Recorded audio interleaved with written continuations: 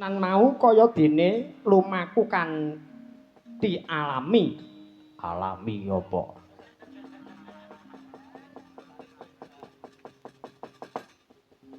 Yaiku banjur balik marang putumu Kedhi. Ora beda pun Kakang. Sakpatine anakku Samba. Ninggal anak siji putuku Dwara kae. Padha rasaku ya wis kaya diijoli dening pangeran. Dadi anakmu Gatotkaca kang wis gugur. Nanging bareng ngerti Sasi Kirana kaya-kaya Gatotkaca kok durung mati ya. Ya pancen kaya ngono kuwi. Bareng aku wis putu, katresnanku tak sok ning putuku kabeh. Padha karo aku ya, Gong. Apa? Bareng anakku wis gedhe. Aku ki nyang bojo ki ora patek semangat kaya wingi-wingi. Ya sebabe katresnanku, kasih sayangku ki tak sok glogok ning anakku kabeh. Ning nek pinuju mulih saka lelungan ki ya sing tak candhak dhisik dhewe mesti anak. Apa iya nek? Kandhane.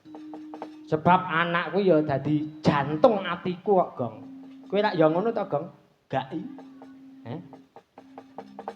Kok ora piye to?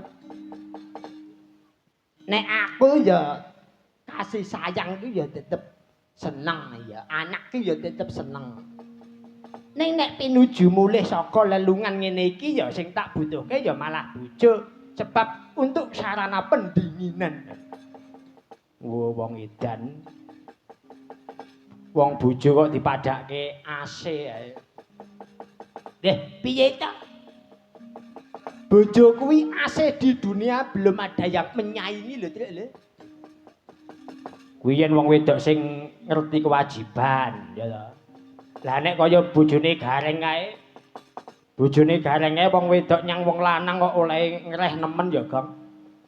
Lah iya, nganti Gareng ora iso duwe awak lemu, malah wingi Gareng bar opnam. Loh, ta? Kandhani. Mergane apa? Ya mergo digalaki karo bojone kuwi kok. Mongko jane wong bebrayan ki siji lan sijine ora perlu ana tembung wedi ya, Gong. Sing eneng ki mung olehe padha mangun bale wisma kuwi, ayo padha netepi kewajibane dhewe-dhewe. Wis kuwi sing paling yahud. Mula kuwi, mula aku meling karo wong wedok-wedok ki aja sok galak-galak karo wong lanang. Mesake awake wis kesel tekan omah nggo digetak. Yahne wis mulih. Lah yen temene gaweane wis rampung apa ya ra entuk mulih ya, Gong. Mula kuwi. Mula nek bar lelungan bengi ngene iki sing wedok ki ya neng omah ya persiapan. Bojone iki tekan omah ya digaweke kopi. Apa digaweke wedang teh. Oh iya. Ora kok bojone mulih saka kerja malah neng omah mung dolanan HP. Ha iya. Ingkang sami gegojekan sampun menapa dereng? Ingkang sami rembukan sampun menapa dereng? Yo, nesu. Sapa? Sinuwun Kresna kae. Nesu ya men. Menawi taksih dipun lajengaken monggo dipun lajengaken wonten ngajeng mriki, nggih. Ning nek tetep badhe gegojekan aja takon dosa kelakon tak cokro gundulmu lho. Wis. Sena apa? Janaka kula wonten dawuh. Mara gage sawangen sisih ana kae. Kok ana wujuding gajah dicencang ning pinggiring kedung. Mara ayo diperpeki Yayi. Wah, yo yen kurayu. Dicedhaki kae gajahe sapa? Ayo. Janaka melu pun Kakang Punakawan melu. Nggih ngestaken dawuh Koko Prabu.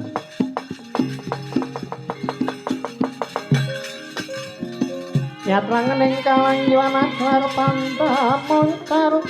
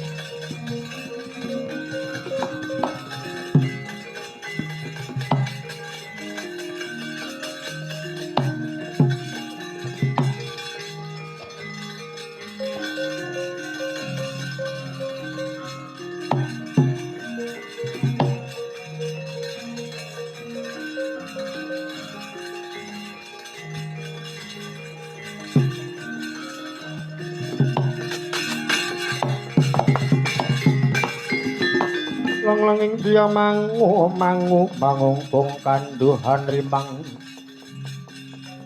lirlina tanpa kanin yen tantulusa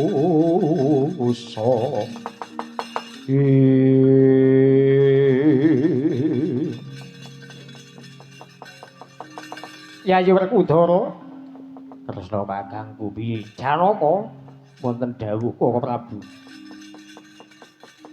ing pinggiring kedung ana wujuding gajah. Kowe ngerti? Iki gajahe sapa? Yen pangiraku iki dudu gajah alasan nanging iki gajah kelangenan. Katitik dhuwure geger gajah kok ana busana ratu kang mrabet tur pinggiring gajah kok gumletak ana gada semono gedine. Aku ora pangling.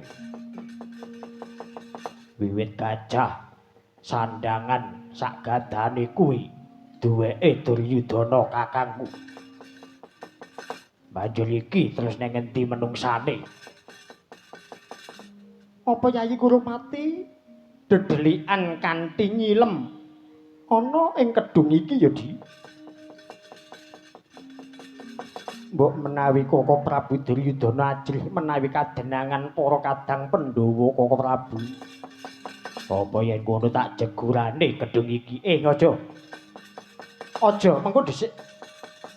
Si Adi kudu eling Yayi Duryudana kuwi wong sing betah nyilem ana ing dasaring banyu nganti jam-jaman. Dadi yen si Adi bakal ngobak kedung iki, mengko malah ndrawasi lho, Di. Banjur prayogane kepiye? Dinteni sak mentase wae Werkudara. Lho. Sopo kae?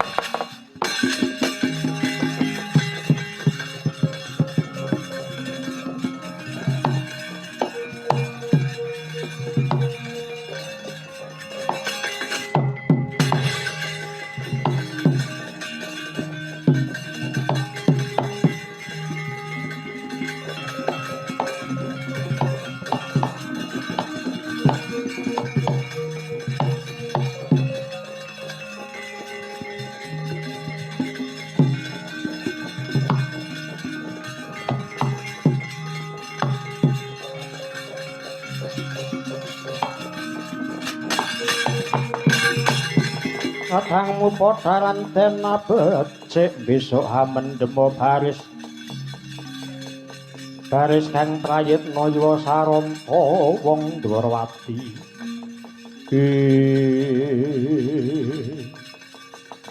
Menika kados Koko Prabu Mandura ingkang sampun rawuh wonten tepining kedung Lepen Bagiratri. Bekti kula Koko Prabu iki dudu wancine wong ngabekti. Mara gage aku tumuli kandhanana sabab apa kok do ning pinggir kedung iki, Mangke rumiyin. Dipun sarehaken rumiyin Koko Prabu. Kula nyuwun dawuh. Kados pundi anggen paduka Matirta wonten Grojogan Sewu? Punapa sampun angsal damel? Wis. Wis itu hasil. Entuke ya mung diapusi kok. Entukku ya mung mbok apusi. Kados pundi? Kowe ngongkon aku kon tapa ning Grojogan Sewu dikancani karo anakmu Setyaka. Iya to? Inggih. Kon nunggu kembang. Aku kena lunga saka ing Grojogan Sewu. Sok nggonku tapa diwangeni yen kembang Wijaya Kusuma yen wis mekrok aku wis kena badar. Ngono to? Inggih. Nek nggih mekaten.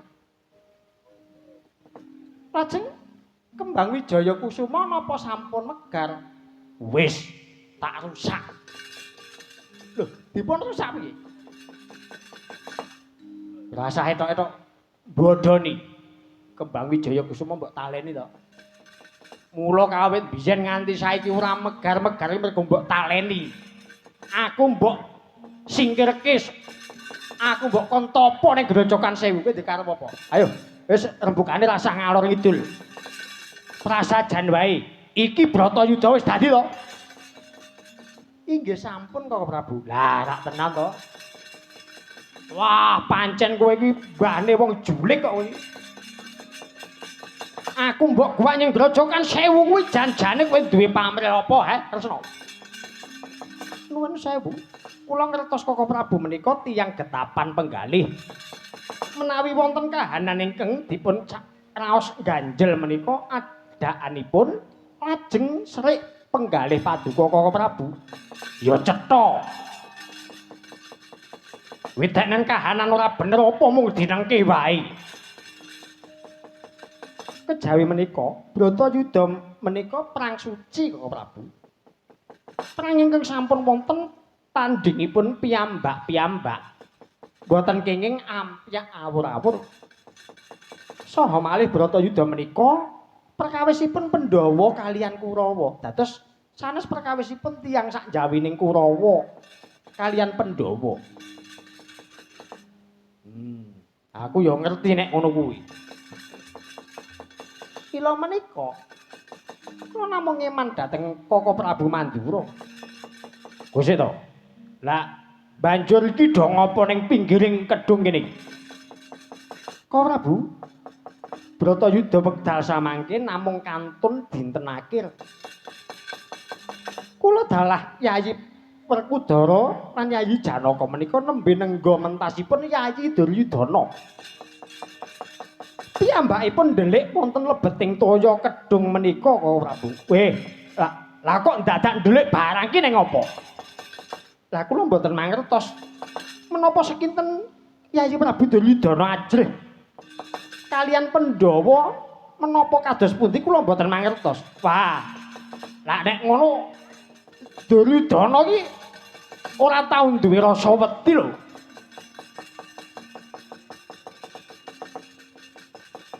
Yen ngono aku njaluk tulung Duryudana kaendang kon mentas saka kedung. Yen kesuwen ana njero kedung malah bisa mudhar dhewe. Ning apa tenan yen Yayi Duryudana ning jero kedung? Kula kinten mekaten Koko Prabu. Awit menapa? Kyai titianipun Yayi Duryudana dalah sandanganipun lan pusaka ganda agem Yayi Duryudana wonten mriki. Weh, lah tenan iki.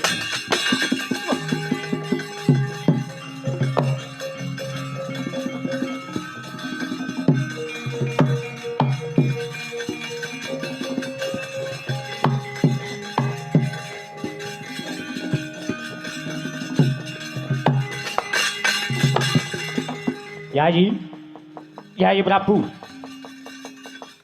Prabu Duryudana keparenga mentas Yayi kula Kengraka Mandura Prabu Baladewa sampun kedangon wonten lebeting toya mangke malah dipun wastani sedong lalu lho lah Yayi. Wah nista sanget pocapanipun monggo keparenga mentas Yayi Prabu Duryudana kula ingkang badhe ndombani paduka Yayi Prabu Duryudana.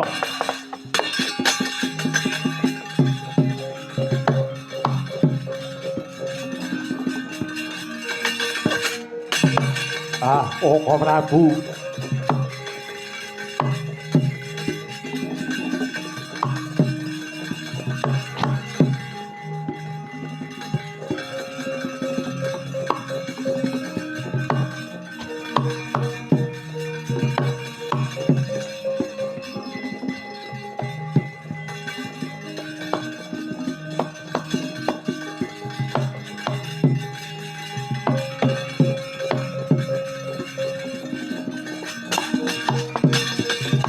Tan samar pamurni suksma sinuksmaya wenah ing asepi sinimpen telenging kalbu.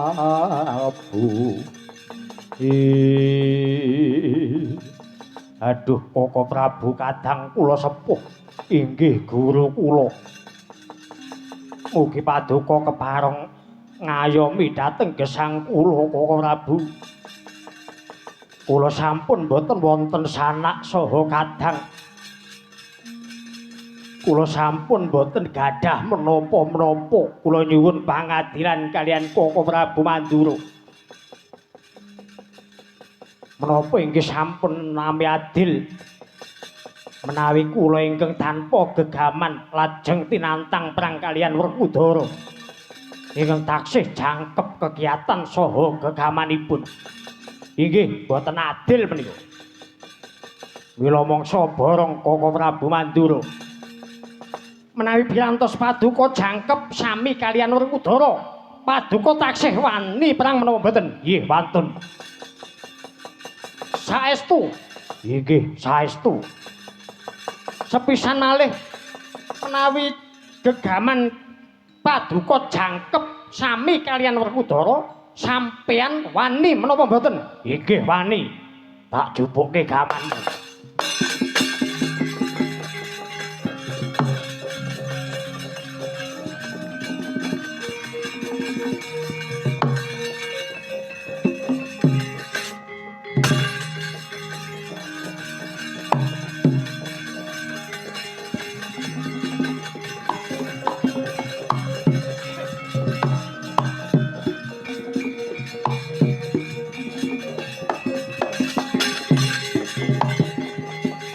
Koko Prabu. Menika Yayi Kurupati sampun beta gadanipun piyambak. Sakmenika lajeng kados pundi? Kersa paduka Koko Prabu Mandura. Pancen wekasane Bratayuda iki entuk ora entuk pun Kakang kang kudu murba. Kanggo ijol nggonku mbok apusi biyen. Inggih monggo, inggih. Gandeng Yayi Kurupati lan Werkudara wis padha dene muridku ing bab olah gada. Mula wektu iki muridku bakal tak du olah gada. Sapa sing menang ya kuwi sing ndarbeki negara Ngastina lan Ngamarta. Pripun Yayi Kurupati? Inggih kula sagah Koko Prabu. Werkudara piye? Aku ora nolak. Ning ana tatanane olah gada kuwi sing kena digebuk mung weteng munggah. Bangkean medun ora kena. Mengko janji ana sing gebuk bangkean mudhun kuwi tak anggep sing kalah.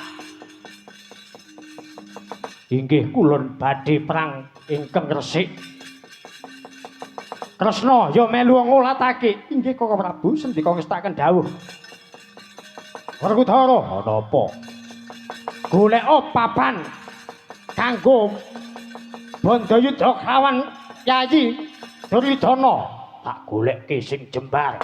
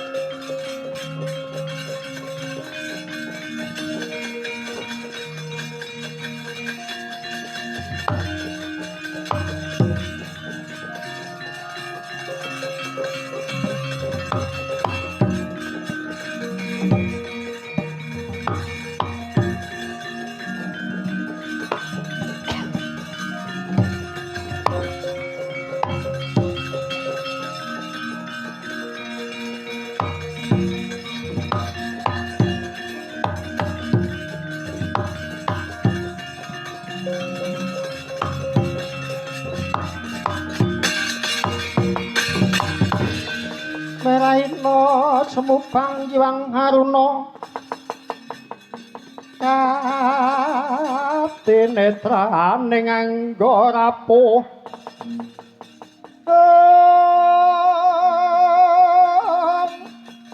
sataning kukila ring kanigara saketer Berkini tunganing kung pepotoking ayam wono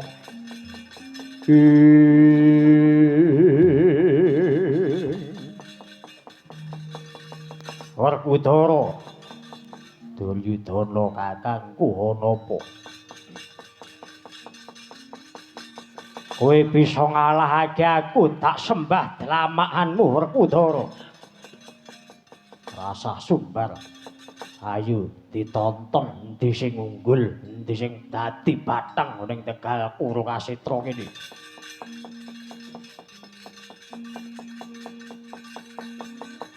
Aku mung karijen ora duwe sapa-sapa, adikku wis padha mati kabeh. Wadyabala saka negara Ngastina wis ludhes. Nanging mangertiyo.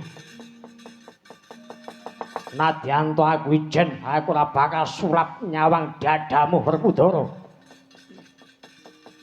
Semono uga aku. Aku ora bakal blereng nyawang dadane Duryudana kakangku. Ing kalungguhan iki dina pungkasan dibuktekake sapa sing bisa ngukup negara Ngastina. Aja kakehan rembug. Ora ayu dibuktekake dina iki. Kowe iso ngalahke Duryudana negara Ngastina kukupen. Lakon ajul bathangmu. Ketok naji jaya kawijayanmu. Taman tangane Werkudara kelakon gelangsaran dina iki.